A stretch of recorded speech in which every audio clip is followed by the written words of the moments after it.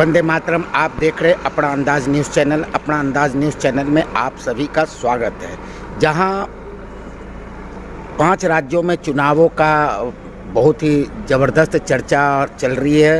जगह जगह हर पार्टी के लोग जो है अपना प्रचार कर रहे हैं, अपनी जीत को हासिल करने के लिए हर तरह का हथकंडा अपना रहे हैं। वहीं आज पठानकोट में कांग्रेस के प्रियंका जी जो आज भाषण दे रही हैं, तो भाषण में कई तरह का प्रलोभन दिया गया। चन्नी जी के बारे में बताया गया। चन्नी जी कांग्रेस पार्टी के सीएम हैं पंजाब से, और ये जो हैं इन्होंने ये कहा कि जब हमारी सरकार आएगी तब हम पंजाब को बहुत अच्छा बनाएंगे, और जो हमारी कांग्रेस सरकार में जो कमियां थी उसको भी हम सुधारने का भरसक प्रयास करेंगे। पंजाबियत सेवा है, पंजाबियत सच्चाई है, सद्भाव है, मेहनत है और खुददारी है।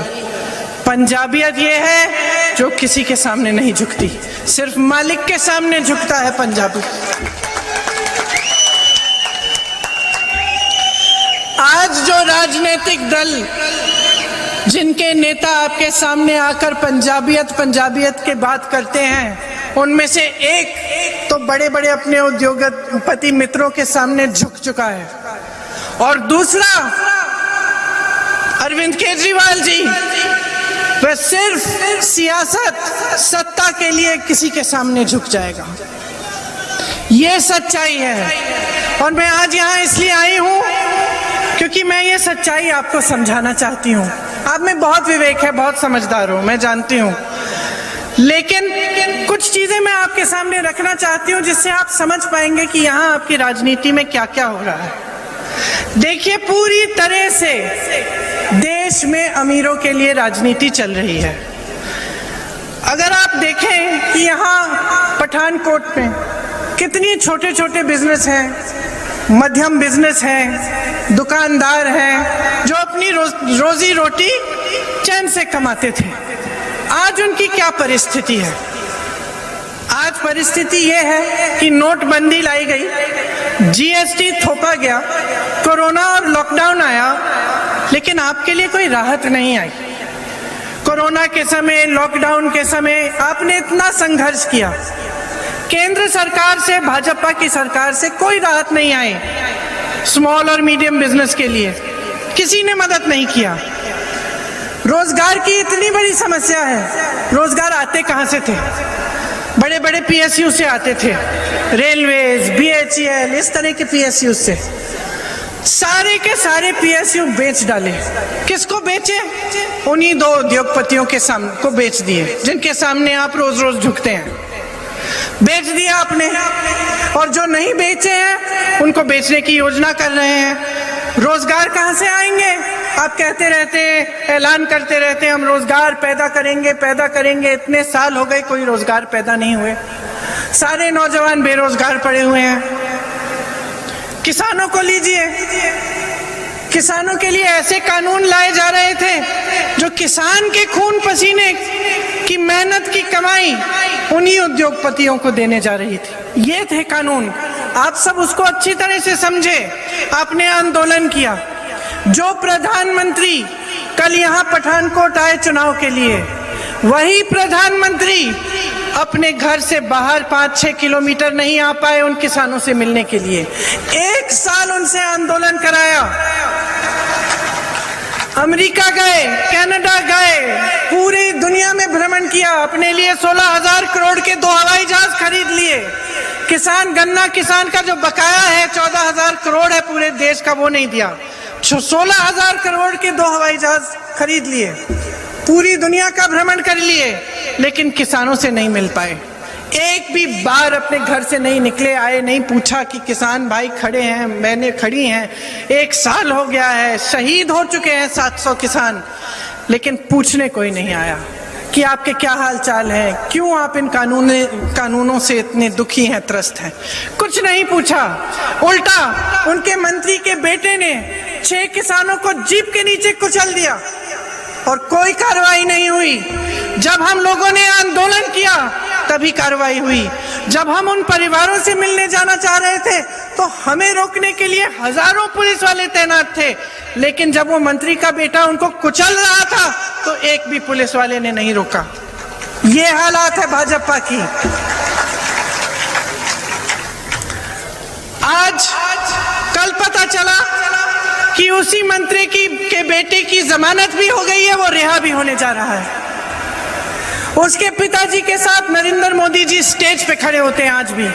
कोई शर्म नहीं है जी, कोई शर्म नहीं है, कोई पंजाबियत की कोई अंडरस्टैंडिंग नहीं है, कोई समझ नहीं है। तो आपके सामने जो बातें हो रही हैं वो सच नहीं है, खोखली बातें हैं, उनकी नीयत खोटी है, झूठ है ये बातें। सब कहते हैं, कोई कहता है धर्म के आधार पर वोट दीजिए, कोई कहता है सुरक्षा के आधार पर वोट दीजिए, कोई आपकी आस्था का इस्तेमाल करता है, कोई आपको असुरक्षित महसूस कराना चाहता है ताकि उसके आधार पर वोट मिले, लेकिन कोई विकास के बारे में नहीं बोल रहा है, कोई आपकी समस्याओं के बारे में नहीं बोल रहा है। सब कहते हैं नई सरकार देंगे।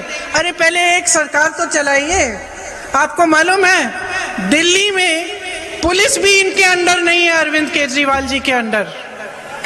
जब पुलिस ही आपके अंडर नहीं है तो आपने तो पूरी सरकार कभी जिंदगी में चलाई नहीं है।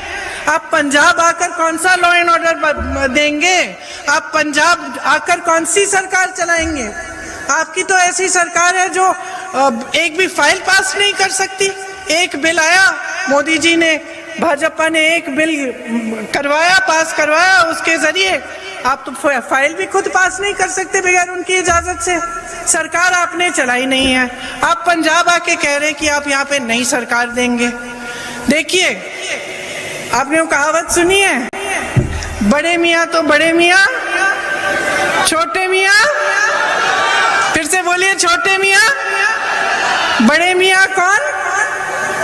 प्रधानमंत्री नरेंद्र मोदी जी। छोटे मियाँ कौन? मुख्यमंत्री अरविंद केजरीवाल जी। अब यही हालत है, मैं बताती हूँ कैसे। दोनों का जन्म कहाँ से हुआ? आरएसएस से।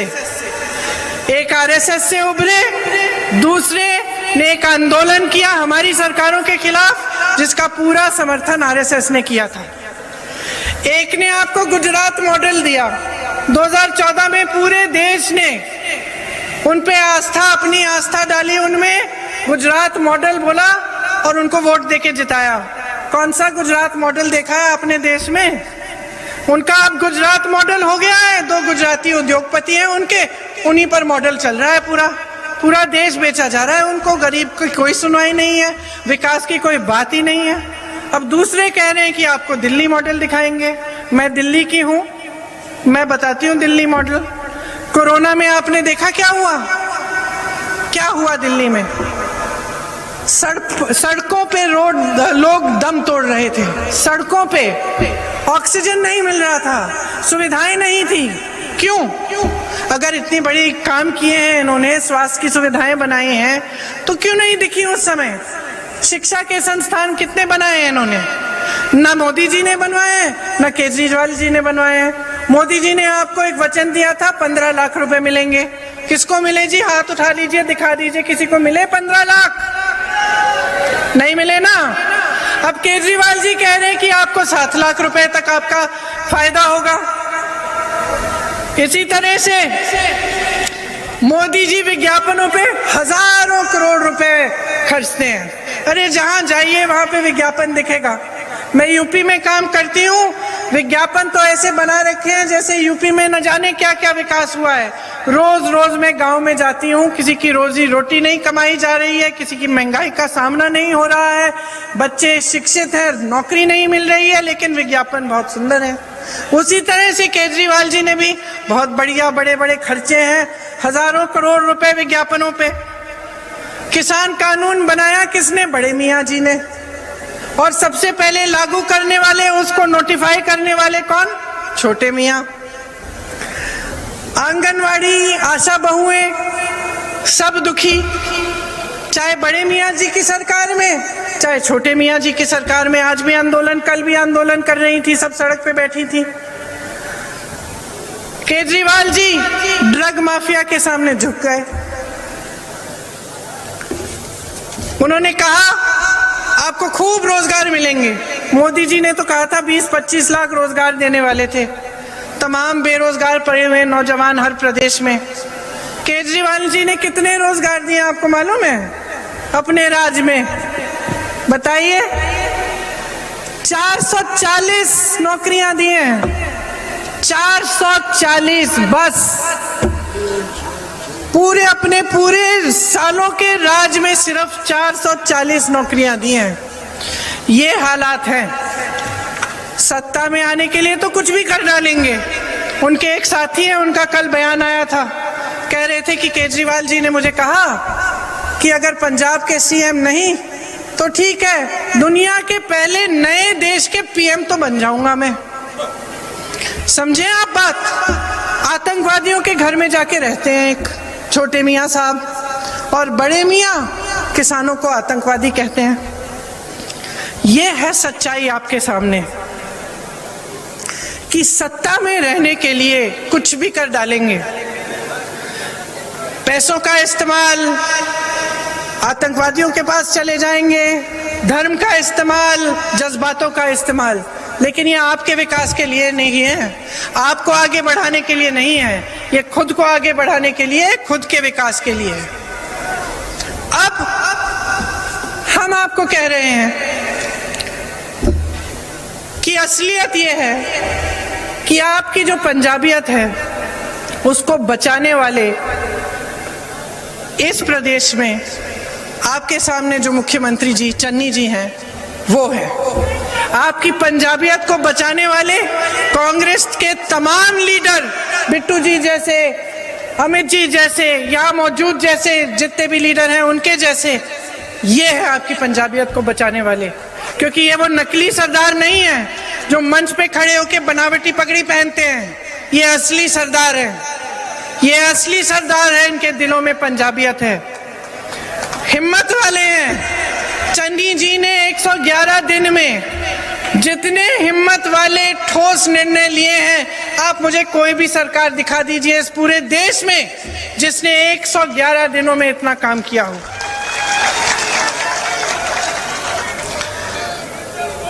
इनके क्या काम रहे 111 दिन में? 6,400 करोड़ किसानों को का कर्जा माफ किया है, 1,500 करोड़ के बिल माफ किए हैं बिजली के, किसानों को मुफ्त बिजली दी है, बिजली की रेट 3 रुपए यूनिट की है, औद्योगिक बिजली का रेट 5 रुपए यूनिट, पानी के दाम ग्रामीणों के इलाकों में घटाकर 50 रुपए प्रति माह कर दिया है। शहरों में जो वाटर सप्लाई है, जो सूएज का सप्लाई है, उसके 700 करोड़ के बिजली के बिल माफ किए हैं, गौशालाओं में बिजली के बिल माफ किए हैं, पेट्रोल डीजल के दाम घटाए हैं, 3.5 लाख कंस्ट्रक्शन के श्रमिकों को 3,100 रुपए दिए गए हैं, दलित और पिछड़े वर्ग के लिए 60 करोड़ के कर्जे माफ किए हैं, दलित परिवारों के लिए 200 यूनिट बिजली फ्री की है, रसोईया बहनों का मानदेय 3,000 रुपए तक किया है और 12 महीनों के लिए किया है, 10 महीनों से बढ़ाकर 33% सरकारी नौकरी चन्नी जी और हमारी सरकार कह रहे हैं कि आपको महिलाओं के लिए मिलेंगी। महिलाओं को मुफ्त बस यात्रा मिलेगी, जितनी भी सरकारी बसें उनमें आपको टिकट नहीं खरीदना पड़ेगा, पंचायतों में आपको 50% आरक्षण मिलेगा। और आगे बढ़कर हम ये कह रहे हैं कि हम 1 लाख रोजगार बनाना चाहते हैं और जो बेरोजगार नवयुवक है उसको 1,100 रुपए प्रति माह मिलेगा ताकि वो कम से कम अपने पैरों पे थोड़ा खड़ा होना शुरू करे। जरूरतमंद परिवारों को हर साल 8 गैस सिलेंडर मुफ्त मिलेंगे। माफ करिए, बेरोजगार नौजवानों को नहीं, महिलाओं को प्रति माह 1,100 रुपए का मिलेगा, महिलाओं को, माफ करिए। सरकारी अस्पतालों में 20 लाख तक मुफ्त इलाज होगा। पंजाब में सभी निवासियों को 100 दिन का रोजगार का गारंटी मिलेगा। मतलब आप सबको कम से कम 100 दिन का रोजगार मिलेगा। आंगनबाड़ी की बहनों का मानदेय 10,000 रुपए प्रति माह होगा। सरकारी स्कूल में लड़कियों के लिए स्मार्टफोन और लैपटॉप मिलवाए जाएंगे। इस पे मुझे ज़्यादा खुशी है क्योंकि ये हमने यूपी में ये पहली घोषणा हमने यही की थी और मुझे खुशी है कि यहाँ पंजाब में भी यही है। तो देखिए, हम काम करके दिखाना चाहते हैं। हमें मालूम है कि जो कांग्रेस की पिछली सरकार थी उसमें खामियां थी, उनको दुरुस्त करने के लिए हम तेजी से काम कर रहे हैं। इसीलिए चन्नी जी आज आए हैं आपके सामने और इतनी तेजी से उन्होंने इतनी अच्छी अच्छी घोषणाएं की हैं। किस लिए की हैं? आपके लिए की हैं, क्योंकि ये सरकार जो है, कांग्रेस की जो सरकार है, वो आपके लिए काम करती है, किसी और के लिए नहीं काम करती।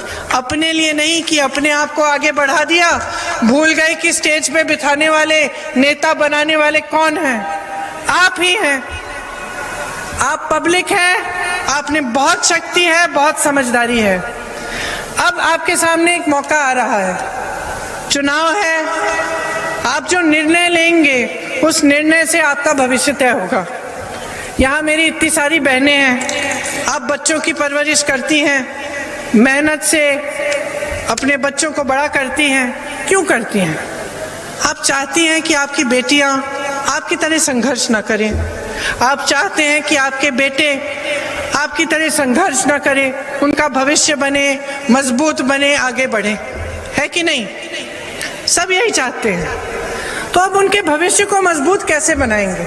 अगर हम इस तरह की राजनीति को चलने दें, जिसमें झूठों की राजनीति है, जिसमें बड़ी बड़ी घोषणाएं हैं, बड़े बड़े विज्ञापन हैं, लेकिन असलियत में काम कुछ नहीं है, जो अपने लिए चलती है, पब्लिक के लिए नहीं, जो ये समझती नहीं है कि चुनाव के बाद भी कुछ होता है, सिर्फ चुनाव के समय घोषणाएं और ये सब बातें नहीं। अगर आप इस तरह की राजनीति को हमेशा समर्थन देते रहेंगे, धर्म के आधार पर या अपने जज्बातों के आधार पर, या ये सोचकर कि चलो इनको ट्राई कर लेते हैं, कुछ नया आ जाएगा, तो आप अपने प्रदेश का नुकसान करते हैं। आपको जो नई सरकार देने वाले हैं ना, वो चन्नी जी हैं। वो नई सरकार दे रहे हैं आपको। आपने उस नई सरकार का अनुभव 111 दिन में कर लिया। देख लीजिए कितनी हिम्मत से उन्होंने फैसले किए हैं। जो ड्रग माफियाओं के सामने झुकते हैं ना, चन्नी जी ने ड्रग माफिया का सामना किया है, हिम्मत वाले फैसले किए हैं। इसीलिए मन बना लीजिए कि आप एक कांग्रेस की सरकार लाएंगे पंजाब में, एक स्थिर और मजबूत सरकार लाएंगे जो 5 सालों के लिए आपके हित में काम करके दिखाएगी। तभी आपके प्रदेश का ठीक तरह से विकास होगा। इसी में आपकी सुरक्षा है, इसी में आपका भविष्य है, इसी में आपकी मजबूती है और इसी में आपकी पंजाबियत है। आप सब ने इतने ध्यान से मेरी बातों को सुना, इसके लिए मैं बहुत बहुत धन्यवाद देना चाहती हूँ। रणजीत गुप्ता, अपना अंदाज न्यूज़ चैनल, पंजाब।